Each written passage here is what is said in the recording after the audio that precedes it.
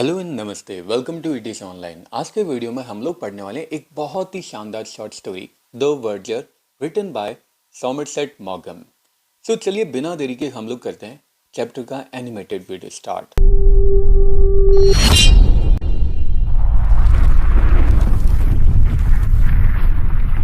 एक चर्च है जिसका नाम है सेंट पीटर्स नेवल स्क्वायर।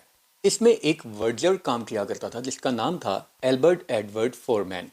और ये हमेशा एक कोट पहना करता था जो कि इसके ऑफिस का डिग्निफाइड सिंबल था। ये इस कोट को पहनने के लिए बहुत सारे पेन्स खुद भी लिया करता था, जैसे इसे प्रेस किया करता था, खुद ही इसे आयन भी किया करता था। और 16 ईयर्स से ये हमेशा इसी तरह के कोट पहना करता था। अब कभी कभी कोट वगैरह फट भी जाते थे, लेकिन ये कभी उन फटे हुए कोट को इधर उधर फेंकता नहीं था। इनफैक्ट ब्राउन पेपर में नीटली रैप करके अपने पास संभाल के रख लिया करता था। सो एक्चुअली होता क्या है कि ये वर्जर पिछले 16 ईयर्स से यहाँ पे इसी चर्च में काम कर रहा था। अभी यहाँ पे थोड़े दिन पहले एक नए विकर का अपॉइंटमेंट होता है, यानी एक नए क्लर्जीमैन, एक नए पादरी का अपॉइंटमेंट होता है।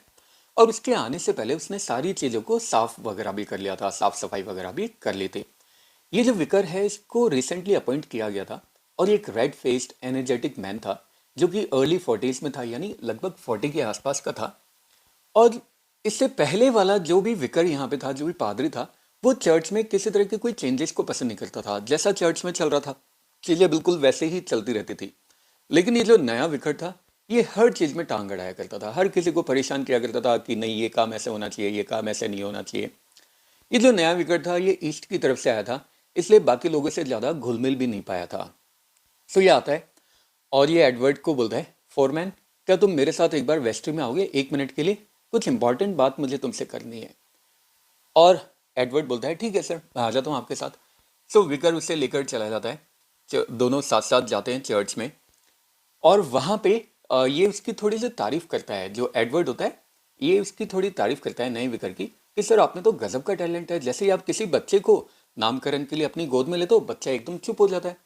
और वो नया विकर बोलता है हाँ, ये मेरे अंदर बाय बर्थ मेरे अंदर ये टैलेंट है और काफ़ी टाइम मैंने इसकी प्रैक्टिस भी की है, इसलिए अब मैं बच्चों को चुप करवा दिया करता हूँ। एक्चुअली ये उसके लिए बहुत ही ज़्यादा प्राइड की बात थी कि जब भी कोई उसकी तारीफ किया करता था इन सारी चीज़ों पे, और वर्जर इस बात को जानता था कि इसे तारीफ करवाना पसंद है दूसरे लोगों के मुंह से, इसलिए वो उसकी तारीफ कर दिया करता था।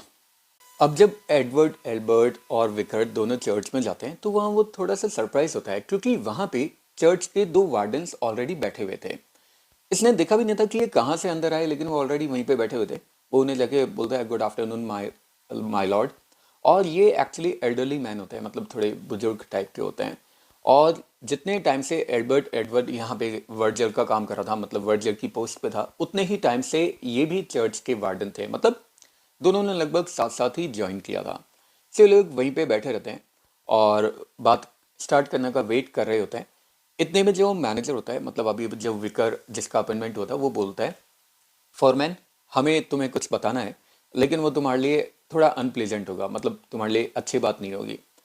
देखो तुम यहाँ पे बहुत लंबे टाइम से काम कर रहे हो और तुमने अपनी ड्यूटीज़ को भी बहुत अच्छे से फुलफिल किया है। इनफैक्ट पूरे ऑफिस में हर कोई तुमसे एकदम सेटिस्फाइड है, पूरे सेटिस्फैक्शन के साथ तुमने अपनी ड्यूटी की है, हमें तुम्हें किसी तरह की कोई कंप्लेन नहीं है तुमसे। दोनों चर्च वार्डन भी नोट करते हैं इस बात पे, सिरे लाते हैं कि हाँ बिल्कुल सही बात है। फिर वो बोलता है, विकर बोलता है लेकिन एक एक्स्ट्रा ऑर्डिनरी बात अभी मुझे पता चली अभी थोड़े दिन पहले, कि यार तुम्हें लिखना भी नहीं आता और पढ़ना भी नहीं आता। अब वर्जर के फेस पे किसी तरह का एम्बेरसमेंट का साइन दिखाई नहीं देता, क्योंकि उसे पता था कि यार मुझे लिखना पढ़ना तो आता नहीं है। तो विकर बोलता है कि सर, सॉरी, वर्जर बोलता है कि सर पहले वाला जो विकर था वो जानता था इस बात को और उसे इस बात से कोई फर्क भी नहीं पड़ा था। उसने बोला था कि इससे कोई फर्क भी नहीं पड़ेगा, बिना लिखाई पढ़ाई हुए भी हमारे यहाँ पे सारे काम चल सकते हैं। वो बोलता है, नया विकर बोलता है, पुराने वाले को हो सकता है फर्क पड़े या ना पड़े, लेकिन मुझे इससे फर्क पड़ता है। और देखो पिछले 16 ईयर्स में भी तुमने कभी ट्राई भी नहीं किया सीखने या पढ़ने का। वो बोलता है, एडवर्ड बोलता है, सर जब से मैं 12 ईयर्स का था तब से मैंने अपनी जॉब स्टार्ट कर दी थी और एक बार कुक ने ट्राई किया था मुझे पढ़ाने का, लेकिन मुझे बिल्कुल भी इंटरेस्ट नहीं आया पढ़ने में। और उसके बाद में फिर मैंने पढ़ाई की नहीं और उसके बाद में मुझे पढ़ाई करने का टाइम ही नहीं मिला और अब मैं पढ़ाई करना भी नहीं चाहता और बिना उसके मेरा काम चल रहा है ना। नया विकर बोलता है, लेकिन तुम्हें नहीं लगता कि कभी तुम्हें न्यूज़ जानने की ज़रूरत हो सकती है या कभी तुम्हें एक लेटर लिखने की ज़रूरत हो सकती है? एडवर्ड बोलता है, सर बिना उसके भी मेरा काम चल जाता है बहुत अच्छे से, क्योंकि आजकल न्यूज़ के साथ में हमेशा फोटोग्राफ्स अटैच आती है, तो उससे मैं अंदाज़ा लगा लेता हूँ कि इस न्यूज़ में क्या बोला गया होगा। और दूसरी बात, मेरी वाइफ है ना यार, पढ़ी लिखी है, तो जब भी मुझे कभी कोई लेटर वेटर लिखवाना होता है, मैं उससे लिखवा लेता हूँ, लेटर लिखवा लेता हूँ, मेरा काम चल जाता है। अब जो दोनों चर्च वार्डन होते हैं, वो इस बात को सुन के थोड़ा सा परेशान हो जाते हैं। तो वो बोलता है, नया विकर बोलता है, देखो फॉरमैन, हम तीनों ने इस बात पे थोड़ी सी डिस्कशन किया है, मैंने और दोनों चर्च वार्डन ने, और ये दोनों जेंटलमैन भी मेरी इस बात से अग्री हुए हैं। जो सिचुएशन है अभी इम्पॉसिबल है तुम्हारे लिए, और हम तुम्हारे साथ इतना ज़्यादा हार्श होना नहीं चाहते, इसलिए हम चाहते हैं कि तुम लिखना पढ़ना सीख लो। लेकिन वो बोलता है, एडवर्ड बोलता है कि सर मेरे लिए लिखना पढ़ना बिल्कुल भी पॉसिबल नहीं है। वो फिर नया विकर बोलता है कि देखो हमारी बात समझो, हम बिल्कुल भी हार्श होना नहीं चाहते, इसलिए हम तुम्हें 3 महीने देते हैं। एक काम करो, 3 महीने लो और 3 महीने में आराम से लिखना पढ़ना सीख लो। अगर 3 महीने में तुम लिखना पढ़ना सीख पाए तो तुम जॉब को कंटिन्यू करना, नहीं तो मुझे डर है कि तुम्हें अपनी जॉब से हाथ धोना पड़ेगा। अब एडवर्ड एल्बर्ट बोलता है कि सर आप मुझे 3 महीने दे दो या 6 महीने दे दो, लेकिन मैं आपको बता देता हूँ यार, पढ़ना लिखना मेरे बस की बात नहीं है। तो फिर नया विकर बोलता है, तो मुझे बहुत दुख के साथ कहना पड़ेगा कि फिर तो आपको यहाँ से जाना पड़ेगा, मतलब आप इस जॉब को नहीं कर सकते। अब जो एडवर्ड होता है वो भी बोलता है, ठीक है सर मैं आपकी सारी बातें समझता हूँ, कोई दिक्कत नहीं, मैं अपना रेजिग्नेशन दे दूंगा, जैसे ही आप किसी दूसरे इंसान को मेरी जगह पे अपॉइंट करेंगे मैं अपना रेजिग्नेशन दे दूंगा। अब सारा डिस्कशन ओवर हो गया। नया विकर और उसके दोनों चर्च वार्डन्स उसके साथ में चले जाते हैं, और एल्बर्ट एडवर्ड वहीं पर रह जाता है, सारी साफ सफाई वगैरह करता है, चर्च के दरवाजे बंद करता है, और फिर धीरे धीरे अपने घर पे जा रहा होता है। जब वो अपने घर पे जा रहा होता है तो बहुत ही ज़्यादा परेशान होता है, क्योंकि यार उससे सारी चीज़ें एकदम फ्लैशबैक में दिखाई देने लग जाती है। उस चर्च में जितने भी फ्यूनरल्स हुए थे, जितने भी स्मार्ट वेडिंग्स हुई थी, अपना कोट, अपनी हैट जब भी वो पहना करता था, कितना ज़्यादा प्राउड वो फील किया करता था, ये सारी चीज़ें एकदम फ्लैशबैक में उसके सामने बिल्कुल मूवी की तरह घूमने लग जाती है, और उसे बड़ा दुख भी होता है। और वो घर पे जाने की बजाय एक रॉन्ग टर्न ले लेता है, मतलब एक दूसरी स्ट्रीट में चला जाता है सोचते सोचते, जबकि उसे जाना चाहिए था घर पे, जहाँ पे उसकी वाइफ एक गर्म कप चाय के साथ में उसका इंतजार कर रही है। लेकिन वो दूसरी गली में चला जाता है, बहुत ही ज़्यादा परेशान होता है कि इतने साल उसने यहाँ पे काम किया, एक मास्टरी का काम किया, और अब वो कहाँ पे जॉब ढूंढेगा, इस एज में उसे अब कहाँ पे जॉब मिलेगी, और सबसे मेन बात, उसके पास सेविंग्स भी इतनी ज़्यादा नहीं थी कि बिना काम किए चल जाएगा। अब एडवर्ड अपनी सोच में चल रहा होता है। Albert Edward generally non smoker था, यानी वो सिगरेट वगैरह नहीं पिया करता था। हाँ कभी कभी वो घर पे जाता था तो डिनर के साथ में ग्लास ऑफ बियर पी लिया करता था, बियर पी लिया करता था, और बियर के साथ में कभी सिगरेट पी लिया करता था। लेकिन जब कभी वो बहुत ही ज़्यादा परेशान होता था ना और थका हुआ होता था, तब भी वो सिगरेट पी लिया करता था। आज भी बेचारा परेशान है ना, तो वो उस गली में सोचता है कि चलो यार गली में ढूंढते हैं, कहीं पे मुझे सिगरेट मिल जाए, गोल्ड फ्लेक का कहीं पे पैकेट मिल जाए। लेकिन ऐसा कहीं होता नहीं है, पूरी गली के एकदम एंड तक चला जाता है, लेकिन यार उसे कोई दुकान ही नहीं मिलती जहाँ पे वो सिगरेट बाय कर सके। और वो बोलता है, यार ये तो कितनी अजीब बात है। अपना ओपिनियन कंफर्म करने के लिए वापस उस गली में एकदम बिगनिंग तक वो आता है, और फिर ये देख के सरप्राइज होता है कि उस पूरी गली में एक भी ऐसी शॉप नहीं है जहाँ पे सिगरेट मिल रही हो। तो फिर वो सोचता है कि यार मैं इकलौता ऐसा आदमी तो हूँ नहीं जो इस गली में सिगरेट के लिए चल रहा हूँ, मेरे जैसे और भी बहुत सारे लोग होते होंगे जो गली में आते होंगे सिगरेट लेने के लिए, लेकिन उन्हें सिगरेट कभी मिलती नहीं होगी। तो फिर वो सोचता है कि यार ये तो एक अजीब सा आइडिया मेरे माइंड में आया है, और वो सीधा घर पे जाता है। वाइफ उसका वेट कर रही होती है, और वाइफ बोलती है कि आज आप बहुत ही चुप चुप लग रहे हो। तो एडवर्ड बोलता है, मैं कुछ सोच रहा हूँ, और फिर इस मैटर को बहुत ही ज़्यादा सीरियसली लेता है। अगले दिन क्या करता है, वो उस पूरे स्ट्रीट में जाता है और वहाँ पे एक दुकान ढूंढता है, जो दुकान उसे कम किराए पे मिल भी जाती है, अच्छी दुकान होती है। और जब उसने जॉब छोड़ी थी ना, उसके 24 आवर्स बाद में वो क्या करता है, वहाँ पे एक दुकान खोल लेता है, सिगरेट की दुकान खोल लेता है। टोबैकनिस्ट और न्यूज़ एजेंट वहाँ पे बन जाता है, मतलब एक दुकान खोल लेता है जिसपे न्यूज़पेपर वगैरह बेचा करता था और टोबैको सिगरेट वगैरह बेचा करता था। अब एक्चुअली किस्मत उसके साथ थी। उसकी वाइफ तो उसे बोलती है कि यार हम देखो, पहले तुम वर्डलर रहा करते थे चर्च में, इतनी ज़्यादा रेपुटेड जॉब थी, और अब तुम सिगरेट वगैरह बेचते हो। तो हस्बैंड बोलता है, मतलब एल्बर्ट बोलता है कि चर्च अब पहले जैसा नहीं रहा है, और वैसे भी हमें ज़िंदा रहने के लिए कुछ ना कुछ तो करना ही पड़ेगा ना। टाइम हमारे साथ बहुत ही ज़्यादा ख़राब चल रहा है, तो ये भी बहुत ही अच्छा काम है, कम से कम हम भीख तो नहीं मांग रहे या कोई इधर उधर का 2 नंबर का काम तो नहीं कर रहे।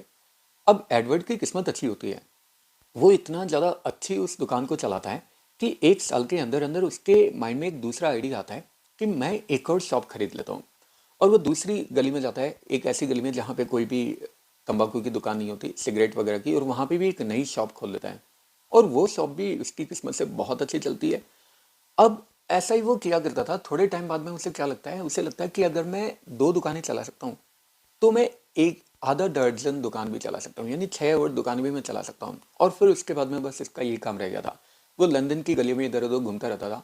ऐसी गली ढूँढा करता था जहाँ पे कोई भी टोबैकनिस्ट नहीं होता था। यहाँ पे यानी जहाँ पे कभी कोई भी तंबाकू या सिगरेट वगैरह की दुकान नहीं हुआ करती थी।